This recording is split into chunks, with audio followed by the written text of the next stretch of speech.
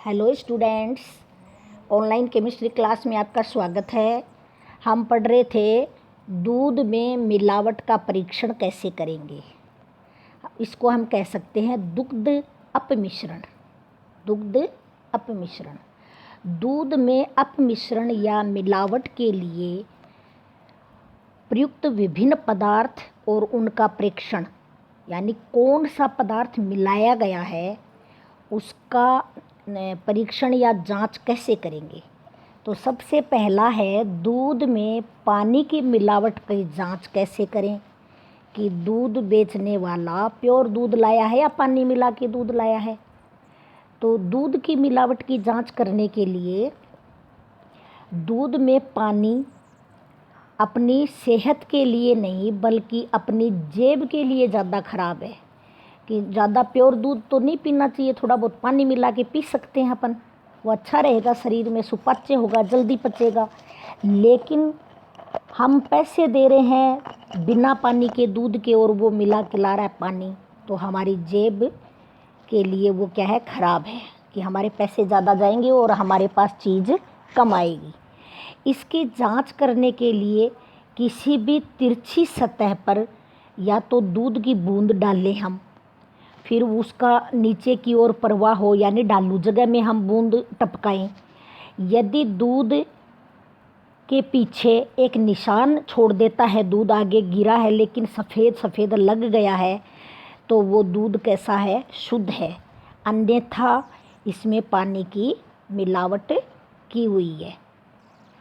और अगर ऐसे नहीं पता चलता है तो हम एक यंत्र है लैक्टोमीटर, पहले भी बात की थी अपन ने, लैक्टोमीटर द्वारा आपेक्षिक घनत्व से भी दूध की जांच की जाती है। दूसरा है, अगर दूध में स्टार्च मिलाकर ले आया है दूध वाला, तब क्या करेंगे। स्टार्च की जांच के लिए तो स्टार्च किस किस से बनता है, स्टार्च किन पदार्थों में या चीज़ों में पाया जाता है। ये है आटा, अखरोट, आलू, साबूदाना। बहुत बारीक इनको पीस लेते हैं तो इस चूर्ण में क्या पाया जाता है, बहुतायत से स्टार्च पाया जाता है। स्टार्च को दूध में मिलाने से दूध गाढ़ा हो जाता है। दूध में स्टार्च के परीक्षण के लिए सबसे पहले परख नली में 10 मिलीलीटर दूध के नमूना, यानी 10 मिलीलीटर वो दूध लें जिसमें स्टार्च मिला हुआ है, डाल लें। फिर उस परख नली को हम ताप देकर उबालें, फिर उसको हम ठंडा करें। उसके बाद उसी परख नली में ठंडा करने के बाद 1-2 बूंद हम आयोडीन की डालें। क्या डालें, आयोडीन की 1-2 बूंद आयोडीन की डालेंगे तो विलयन की 1-2 बूंद डाल करके उसको हिलाएंगे। तो हिलाने से क्या होगा, हिलाने से इस द्रव का रंग देखेंगे बाद में कि हिलाने के बाद परख नली में कैसा रंग आ गया। यदि परख नली के द्रव का रंग हल्का भूरा दिखाई दे रहा है, हल्का भूरा दिखेगा तो इसका मतलब उसमें स्टार्च नहीं मिला हुआ है। और अगर द्रव का रंग हल्के से गहरा नीला दिखाई देता है तो हम मान लेंगे कि उसमें स्टार्च मिला हुआ है। गहरा नीला दिखेगा तो स्टार्च पक्का मिलाया हुआ है।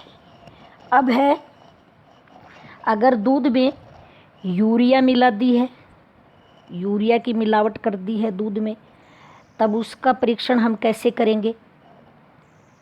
यूरिया का परीक्षण करने के लिए सबसे पहले हम दूध का नमूना लेंगे परख नली में। कितना लेंगे, हम लेंगे 5 मिलीलीटर, 5.0 मिलीलीटर दूध डालने के बाद उसमें पहले परख नली में ये दूध डाल लेंगे 5 मिलीलीटर, फिर उसमें पैरा डाई मिथाइल एमीन और बेंजल्डिहाइड पैरा डाईमिथाइल, यानी पैरा पोजीशन पे तो क्या है, जैसे ये है आपका बेंजल्डिहाइड बोला है इसने, तो इसका मतलब है ये एरोमेटिक एल्डिहाइड है। और पैरा पोजीशन ये हैं दोनों इसकी, तो यहाँ तो है CH3 CH3, इसको हम ऐसे कर देंगे हैं, पैरा डाईमिथाइल और बेंजल्डिहाइड, तो बेंजल्डिहाइड एल्डिहाइड समूह है वो यहाँ भी हो सकता है, और यहाँ नहीं है तो फिर यहाँ है, तो एक जगह लगाना, कहीं भी लगाओ, क्या लगाना है, CHO। ये इसका नाम है पैरा पोजीशन पे, डाई मानी 2 मिथाइल, एमीन भी है इसमें, डाई मिथाइल एमीन यानी NH2 भी है, और बेंजल्डिहाइड, इसका शॉर्ट नाम है DAMB। इसका विलियन डालेंगे, और विलियन कितना डालेंगे, 1.6%, तो 5 मिलीलीटर ही डालेंगे इसमें। 5 जितना दूध लिया है ना अपन ने 5 मिलीलीटर, उतना 5 ही हम ये डाल लेंगे। इसके बाद परख नली को हिलाकर दूध तथा इस विलियन को क्या कर लेंगे, मिश्रित कर लेंगे, दोनों को हिलाएंगे। मिश्रित होने के बाद यदि परख नली में दूध का रंग गहरा पीला हो जाता है तो हम ये समझेंगे कि इस दूध की अंदर यूरिया की मिलावट है। किसकी मिलावट है, यूरिया की। यदि दूध का रंग हल्का पीला ही है तो इसका मतलब उसमें यूरिया की मिलावट नहीं की गई है। फिर है दूध में ग्लूकोज की मिलावट की जांच करना। दूध में ग्लूकोज की मिलावट की जांच करना, इसके लिए हम क्या करेंगे, सबसे पहले मिलावटी दूध में ग्लूकोज की जांच के लिए 1 मिलीलीटर दूध परख नली में डालेंगे। फिर इसी परख नली में 1 मिलीलीटर बारफोइड रसायन, केमिकल है ये, मिलाकर 3 मिनट की अवधि के लिए परख नली को उबलते पानी में रख देंगे। सीधा गर्म नहीं करना है, वाटर बाथ से गर्म पानी से परख नली को गर्म करना है। और 3 मिनट के बाद परख नली को बाहर निकाल कर उसको हम क्या करेंगे, ठंडा करेंगे। 3 मिनट तक गर्म करके फिर ठंडा करेंगे। और ठंडा करने के बाद इसमें 1 मिलीलीटर, देखो 1 मिलीमीटर ही तो दूध लिया, 1 मिलीलीटर ही हमने बारफोइड रसायन डाला, और 3 मिनट तक गर्म करने के बाद 1 मिलीलीटर ही हमें फास्फोमोलिब्लेडिक एसिड मिलाएंगे। फास्फोमोलिब्लेडिक एसिड, तो ये जो बारफोइड रसायन और दूध था, इन दोनों का मिश्रण था। ये दोनों द्रवों के मिश्रित हो जाने के बाद परख नली में दूध के रंग की जांच करेंगे। यदि परख नली का द्रव हल्के नीले रंग का दिखाई देता है, तो हल्का ही नीला है तो सैंपल में इसका मतलब ग्लूकोज नहीं मिला हुआ है। लेकिन यदि हमें गहरे नीला रंग का दिखता है तो इस दूध में भी ग्लूकोज की मिलावट की गई है। ग्लूकोज की 5वीं मिलावट है दूध में चीनी मिलावट की जांच, शर्करा मिट्टी की जांच। एक परख नली में 10 मिलीलीटर दूध नमूना लेकर के, एक परख नली में 10 मिलीलीटर दूध नमूना लेकर के हम उसमें क्या डालेंगे, 1 मिलीलीटर, 10 मिलीलीटर तो दूध और 1 मिलीलीटर डालेंगे सांद्र हाइड्रोक्लोरिक अम्ल, जिसको हम बोलते हैं HCl, ये डालेंगे। फिर 100 मिलीग्राम रिसोर्सिनोल फ्लेक्स मिलाकर, फ्लेक्स का मतलब उसके टुकड़े, रिसोर्सिनोल क्या चीज़ है, कैटेकोल, ऑर्थो पोजीशन पर 2 OH हों, और पहला कैटेकोल, दूसरा रिसोर्सिनोल मेटा पोजीशन वाला, और फिर है क्विनोल पैरा पोजीशन वाला। देखो ये तो है कैटेकोल, ऐसे करेंगे अपन बेंजीन रिंग पे OH और OH, तो ये तो है कैटेकोल। और ये पोजीशन नहीं हो, ये पोजीशन नहीं हो और क्या हो, ये वाली पोजीशन हो मेटा वाली, तब हम बोलेंगे रिसोर्सिनोल, ये एक बीच में छूटेंगे। और जब पैरा पोजीशन होगी कहीं भी आमने सामने की, इसके सामने का ये हो या इसके सामने का ये हो या इसके सामने का ये हो, तब हम बोलेंगे उसको पहला कैटेकोल, दूसरा रिसोर्सिनोल, इसको बोलेंगे क्विनोल, क्विनोल। तो यहाँ मिलाना है हमें रिसोर्सिनोल। दूध कितना लिया, 10 ml टेस्ट ट्यूब में, 1 मिलीलीटर उसमें सांद्र हाइड्रोक्लोरिक अम्ल मिला दिया और 100 मिलीग्राम, 100 मिलीग्राम, मिलीग्राम है ग्राम नहीं है, 100 मिलीग्राम रिसोर्सिनोल के फ्लेक्स या टुकड़े हैं वो डालेंगे। फिर 10 मिनट तक उबलते पानी में रखकर गर्म करेंगे, सीधा गर्म नहीं करना है। 10 मिनट बाद परख नली के द्रव की जांच करेंगे। यदि परख नली के द्रव का रंग ईंट के समान लाल दिखाई देता है, ईंट के समान लाल दिखाई दे, तो हम ये मान लेंगे कि सैंपल के दूध में चीनी मिली हुई है। यदि परख नली के द्रव में कोई रंग नहीं आता है, तो इसका मतलब इस दूध के सैंपल में चीनी की मिलावट नहीं है, चीनी की मिलावट नहीं है। अब है दूध में अगर सोडा मिला हुआ हो, दूध में अगर सोडा मिला हुआ हो, छठा पॉइंट है ये अपना मिलावट का छठा बिंदु। यदि दूध में सोडा मिला हुआ है तो इस सोडे की जांच करने के लिए सबसे पहले हम 5 मिलीलीटर दूध का नमूना ले लेंगे। दूध नमूना कितना लेंगे, 5 ml। फिर उसमें 5 ml ही बराबर मात्रा में ही इथाइल अल्कोहल, इथाइल अल्कोहल आपको पता है C2H5OH, C2H5OH, ये इथाइल अल्कोहल है, ये डालेंगे। बाद में उसमें 1 बूंद रोजेलिक एसिड, ये भी एक रिएजेंट है रोजेलिक एसिड, तो इसका विलियन डालेंगे, विलियन पानी में घोल करके, इसको बना हुआ होगा लैब में ये, तो रोजेलिक एसिड का 1% विलियन है वो हिलाकर मिलाएंगे और परख नली में डालेंगे। अगर उस द्रव का रंग है वो हमें गुलाबी रंग का दिखाई देता है, तो दूध में सोडा मिला हुआ है। और पीलापन लिए हुए लाल रंग है, तो इसका मतलब सोडे की मिलावट नहीं है। लाल रंग आ जाएगा गु लाल, तो इसका मतलब सोडा मिला हुआ है। उसके बाद में है फॉर्मलिन की मिलावट। फॉर्मलिन किसको कह रहे हैं अपन, फॉर्मल्डिहाइड को ही फॉर्मलिन कह रहे हैं।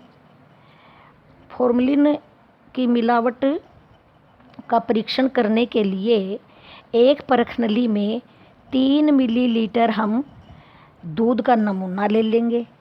उसमें 1 मिलीलीटर फेरिक क्लोराइड, अब देखो फेरस और फेरिक है, फेरस होता है तब तो Fe की कितनी हो गई, S होता है तो 1 और 2 है तो फेरिक, इक पे ज़्यादा संयोजकता, तो ये फेरिक क्लोराइड बोल रहा है, फेरस नहीं बोल के फेरिक, तो Fe और Cl2 होगा ये, FeCl2, एक ही होती तो FeCl, ये तो फेरस क्लोराइड और ये है ferric chloride.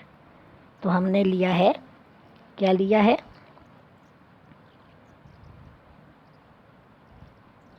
Ferric chloride. Ferric chloride के लिए 1% मिलाकर परख नली की दीवार के साथ साथ 5 मिलीलीटर उसमें और साथ में क्या डालना है, सल्फ्यूरिक एसिड भी डालना है, जिससे कि परख नली में एसिड व दूध की परत अलग अलग बने। दोनों परतों के मिलने की सतह का फिर परीक्षण करेंगे। यदि मिलने वाली सतह बैंगनी रंग का घेरा बनाती हैं, जैसे ये है और यहाँ एक द्रव है, यहाँ दूसरा है तो दोनों की मिलावट वाली सतह, ये जोड़ है बीच का, यहाँ पे कैसी आ जाएगी, बैंगनी। बैंगनी घेरा दिखता है तो हम मान लेंगे सैंपल में फॉर्मलिन मिलाई गई है। यदि दोनों परतों की सतह पर कोई रंग न दिखाई दे तो इसका मतलब इसमें फॉर्मलिन की मिलावट नहीं है, फॉर्मलिन की मिलावट नहीं है। अब है वनस्पति तेल की मिलावट। ये टेस्ट हमें याद रखने पड़ेंगे, किसी भी मिलावट का छोटा प्रश्न आ सकता है इसमें, और आपके प्रैक्टिकल में भी होंगे ये कौन कौन से आप मिश्रण हैं वो देखना पड़ेगा। यूरिया है एक, तो सोडा है, और देखेंगे कौन सा है। वनस्पति तेल की मिलावट, वनस्पति तेल समझते हो जो खाने का है ना, सब्जी बनाते हैं अपन, उस तेल की मिलावट। यदि वनस्पति तेल की मिलावट की जांच करने के लिए दूध लेंगे परखनली में 10 मिलीलीटर, 10 मिलीलीटर, उसमें 1 मिलीलीटर हाइड्रोक्लोरिक अम्ल और 1 चम्मच चीनी मिलाने पर यदि मिश्रण लाल हो जाता है तो इसका मतलब उसमें वनस्पति तेल मिला हुआ है। दूध में क्या मिलाया हुआ है, तेल मिलाया हुआ है। फिर कृत्रिम दूध की जांच करना। अगर मिलावटी दूध है, ऐसे ही बनाया हुआ है मिलावट डिटर्जेंट वगैरह से, तो कृत्रिम दूध की जांच के लिए रसायनों और प्राकृतिक साबुन की तरह की चीज़ों को मिलाकर बनाते हैं। और कृत्रिम दूध आसानी से खराब स्वाद से भी पहचाना जाता है, कड़वापन आता है उसमें, चख के देखते हैं तो अपना जो अच्छा बिना मिलावट का दूध है वो तो होता है मीठा, और ये कैसा होगा, स्वाद में कड़वा होगा, खारा लगेगा थोड़ा, और साबुन जैसा चिपचिपा लगेगा। अंगुलियों से रगड़ के देखेंगे तो अंगुलियों में साबुन की सी चिकनाहट महसूस होगी। किसी पात्र में थोड़ा सा दूध लेकर थोड़ी ऊंचाई से पानी मिलाते हैं तो झाग ही झाग से भर जाएगा, और गर्म करते हैं तो दूध पीले रंग का हो जाता है, गर्म करते हैं तो पीले रंग का हो जाता है।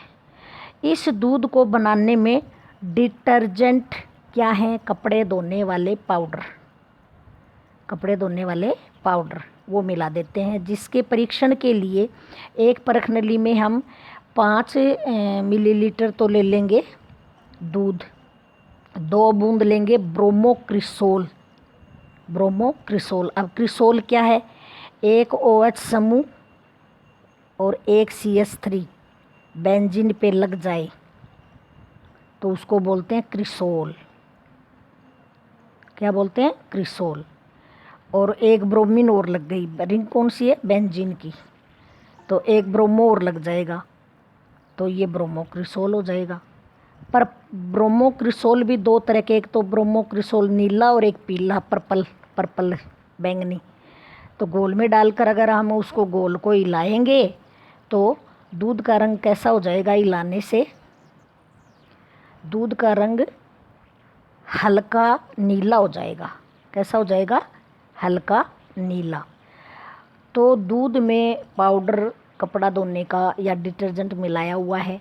इसके अलावा कृत्रिम दूध में यूरिया भी होता है।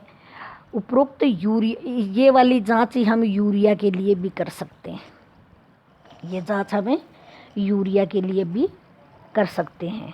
अब आपने अपने विज्ञान में 8वीं तक आपने पढ़ा कि माँ का पहला दूध है वो बच्चे के लिए स्वास्थ्यवर्धक है, और उस पहले दूध को हम कोलेस्ट्रम कहते हैं।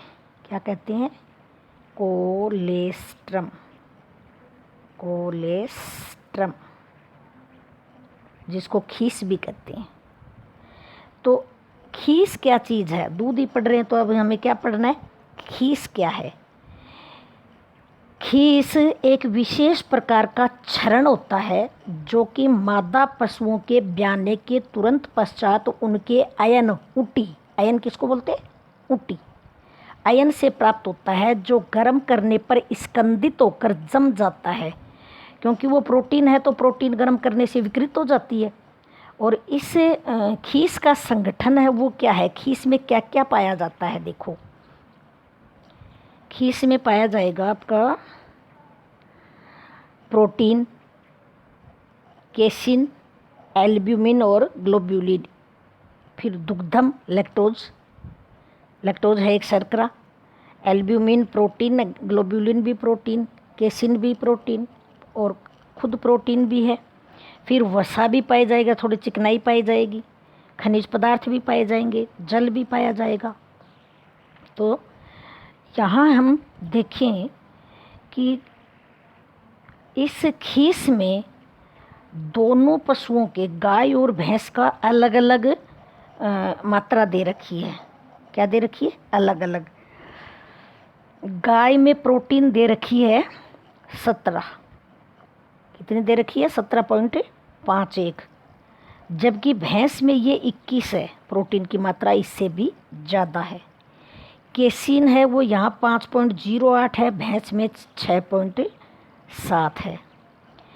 एल्ब्यूमिन और ग्लोब्यूलिन 11.34 है, जबकि भैंस में 14। तो भैंस का दूध भारी है गाय की अपेक्षा, तो हर चीज़ अभी ज़्यादा चली आ रही है। फिर है दुग्धम या लैक्टोज, ये भी यहाँ तो 2.19 है, यहाँ 2.30 है। फिर है वसा 5.10, या वसा है वो कब है? भैंस के दूध में वसा कितनी है? 4 ही है, और यहाँ कितनी? 4.1, और यहाँ 5 है, 5 की भी 5.1। फिर है खनिज पदार्थ, इसमें तो है 1.01, इसमें 1.10, यानी 0.10 है, ये ज़्यादा है।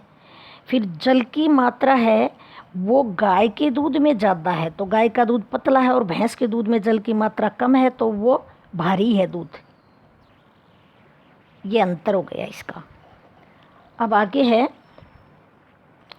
खीस।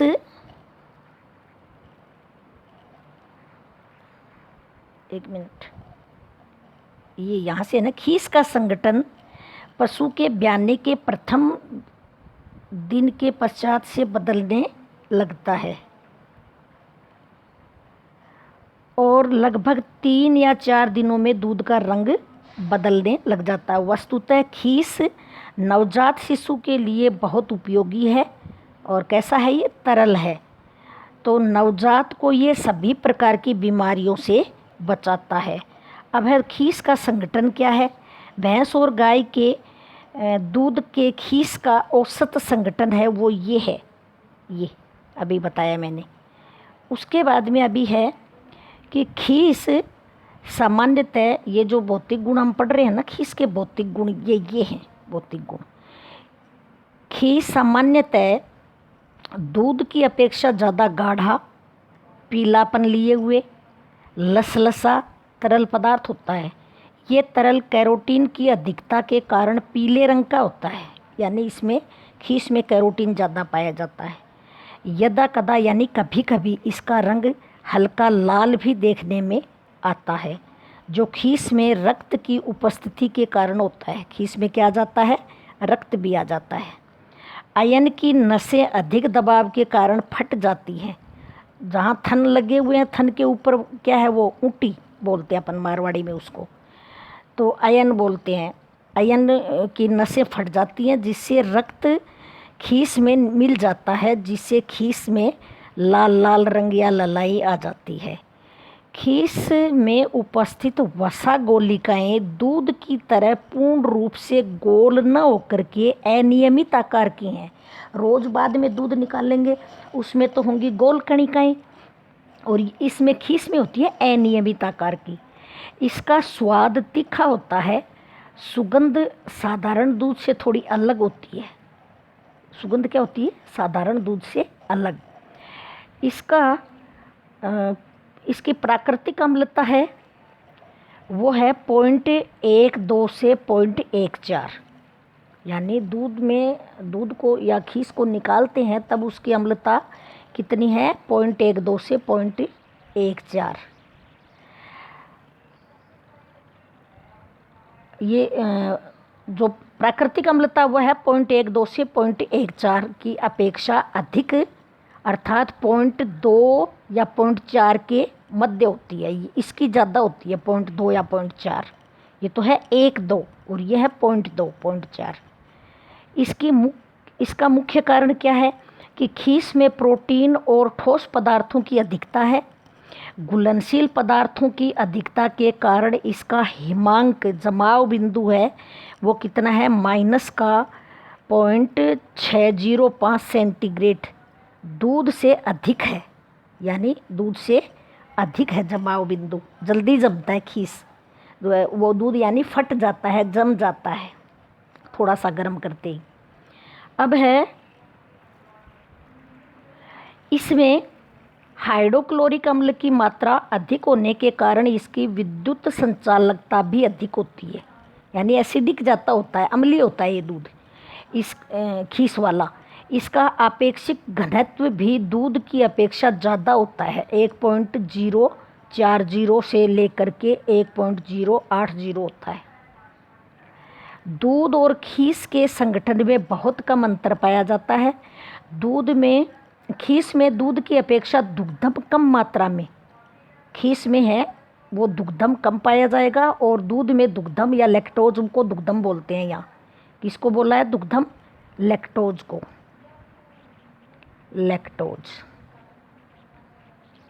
लैक्टोज है एक शर्करा।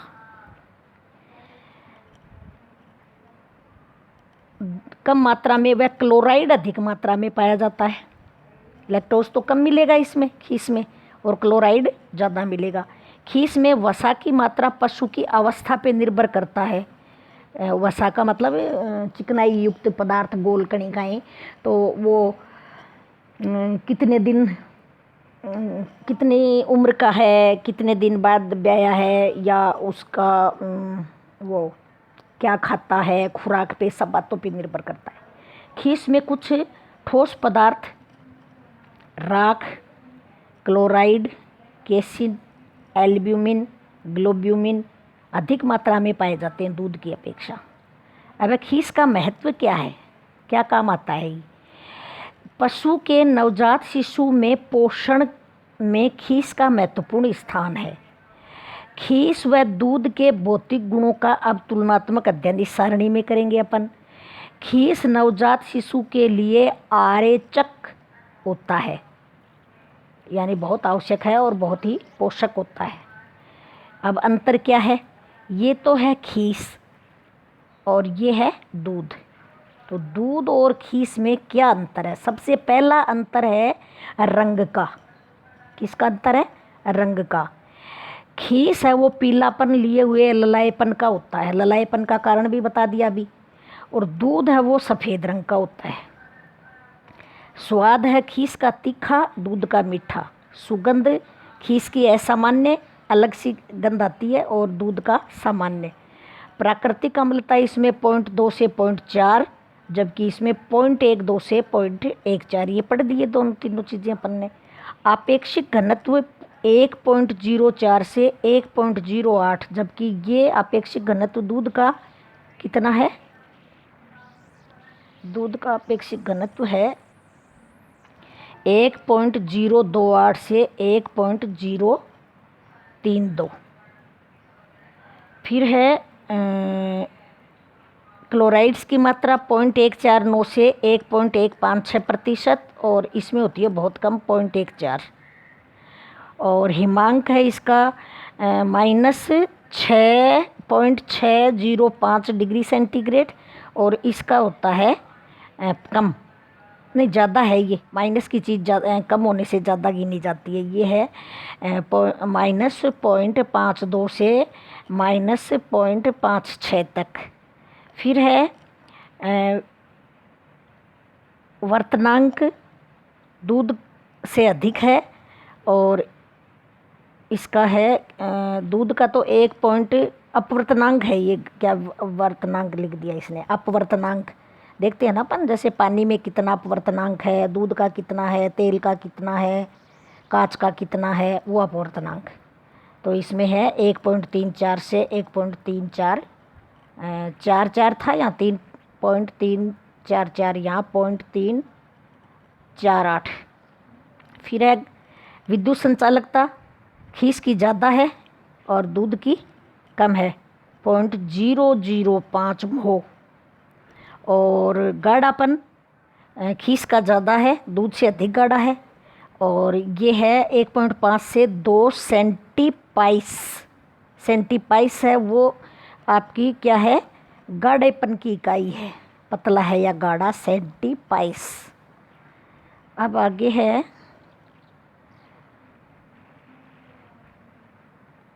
इतना ही है क्या, कुछ छूट गया है क्या पीछे, देखिए एक बार। नहीं छूटा है। पेज नंबर है 171, अभी है 172। अब देखो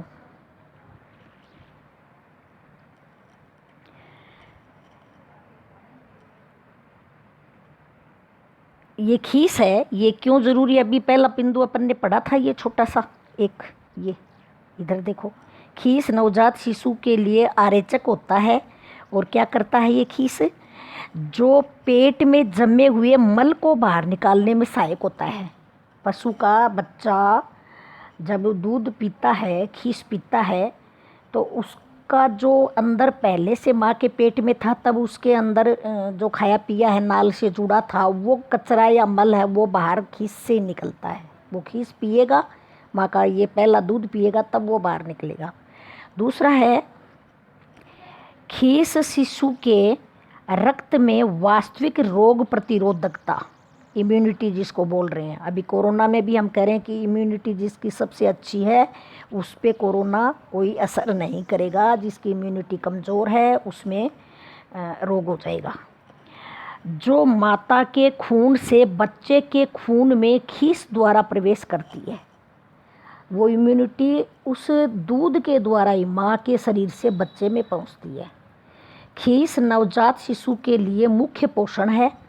इसमें सभी पोषक पदार्थ प्रचुर मात्रा में पाए जाते हैं जिसकी प्रारंभिक अवस्था में उस बच्चे को आवश्यकता है, चाहे बच्चा मानव का हो और चाहे पशु का हो। इसमें विटामिन ए और बी कॉम्प्लेक्स की मात्रा अधिक होने के कारण बच्चा संक्रमित नहीं होगा या रोगों से नहीं घिरेगा या संक्रामक रोगों से बचाव हो जाएगा बच्चे का। खीस में अधिक लोहा होता है, लोहा मतलब Fe, अधिक लोहा। ग्लोब्यूलिन में अधिक प्रोलीन की मात्रा बच्चे में हीमोग्लोबिन बनाने में सहायक है। जो ग्लोब्यूलिन प्रोटीन है ना, उसमें क्या है, सबसे ज़्यादा प्रोलीन है, और प्रोलीन क्या करता है, हीमोग्लोबिन का निर्माण करता है। उसके बाद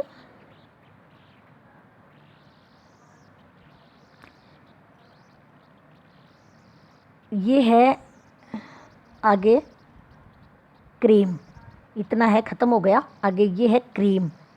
तो क्रीम क्या है, वो जो चिकनाई युक्त पदार्थ जो हम दूध में से निकालते हैं उसको हम क्या कहते हैं, क्रीम। क्रीम दूध से पृथक किया गया वह पदार्थ है जिसे वसा की मात्रा कम से कम 20% से अधिक होती है। क्रीम के प्रकार, क्रीम कितने प्रकार की है, 3 प्रकार की है। वसा प्रतिशत मात्रा के आधार पर क्रीम को 3 श्रेणियों में बांट दिया है। पहली तो है पतली क्रीम, इसमें वसा की मात्रा 20 से 25% होती है। दूसरा है मध्यम क्रीम, दूसरा कौन सा है, मध्यम क्रीम, इसमें तो 20 से 25, और मध्यम क्रीम में इसके 25 से शुरू होगी तो 25 से 45, और अब 45 से शुरू होगी यानी 45 से अधिक होती है तो वो गाढ़ी क्रीम होगी। पतली क्रीम, मध्यम क्रीम और गाढ़ी क्रीम। अब क्रीम का संगठन क्या है ये और पढ़ लेते हैं थोड़ा सा। क्रीम का संगठन यानी क्रीम पृथक्करण। तो क्रीम में ये दे रखा है क्रीम का वसा प्रतिशत, पानी, अवयव क्या है, पानी। तो पानी में तो पानी तो कितना होगा इसमें, 20, 25, 45 और 60, नहीं अवयव, और पानी हो गया 728, नहीं 27.8, 68.8 और 50 और 36.5। वसा विहीन ठोस पदार्थ कितना है, 7.2, 6.7 और 5 और 3.6। कुल ठोस पदार्थ कितने होंगे, ये होंगे आपके 27.2, 31.2 और 49.0 और 63.5। तो यहाँ क्रीम पृथक्करण का सिद्धांत क्या है, क्रीम कैसे अलग करते हैं, ये तो इसका केवल क्रीम का वसा प्रतिशत है, क्रीम का वसा प्रतिशत। क्रीम पृथक्करण का सिद्धांत क्या है कि दूध का आपेक्षिक घनत्व कितना होता है, 1.028 से 1.032। इसमें उपस्थित वसा का आपेक्षिक घनत्व 0.9393 होता है, जबकि सपरेटा दूध का आपेक्षिक घनत्व 1.037 होता है। जैसे इसका आपेक्षिक घनत्व कम आया है, इसका ज़्यादा सपरेटा, वही मिलावट वाला दूध। दूध में पाई जाने वाली वसा सूक्ष्म आकार की गोलिकाओं के रूप में विद्यमान होती हैं। ये वसा गोलिकाएं दूध में उपस्थित अन्य अवयवों से हल्की होती हैं, जिससे गुरुत्वाकर्षण के प्रभाव के कारण ये दूध के नीचे से उठ करके दूध के ऊपर आ जाती हैं, फिर एक परत बना लेती हैं, जिसको हम क्रीम लेयर या मलाई कहते हैं। इसे चम्मच की सहायता से हम इकट्ठा कर सकते हैं। फिर है क्रीम निकालने की विधियां कौन कौन सी हैं, ये अभी हम बाद में पढ़ेंगे।